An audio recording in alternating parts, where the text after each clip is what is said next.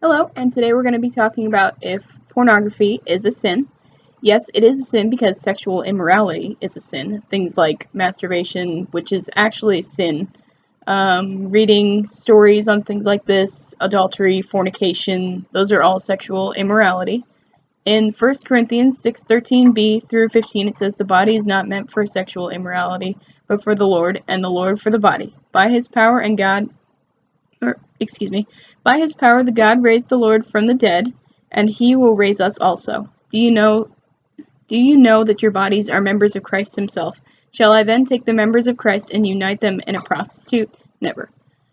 Some verses for committing adultery are Exodus 20:14, "You shall not commit adultery," which is pretty straightforward. Exodus 20:17, "You shall not covet your neighbor's house. You shall not covet your neighbor's wife, or his male or female servant, his ox or his donkey, or anything that belongs to your neighbor." Matthew 5:27 through 29 is, "You have heard that it was said, 'Do not commit adultery,' but I tell you that anyone who looks at a woman lustfully and has already committed adultery with her in his heart. If your right eye causes you to sin, gouge it out and throw it away. It is better for you to lose one part of your body than for your whole body to be thrown into hell." How is pornography affecting people? Well, first of all, it's addictive, destructive, and very hard to get away from once you've started. The statistics just from 1 year in 2015 are 40 million viewers in adults alone, and Christians above 47% are also admitting that it's a problem in their household, and 10% of these 4 million have admitted an addiction to it.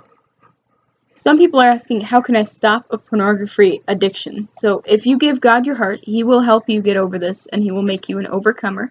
But in giving him your heart, you'll also need to get rid of things that are a bad influence to you, such as music, TV shows, things that you're reading, and replace them with better things, such as verses and Christian music.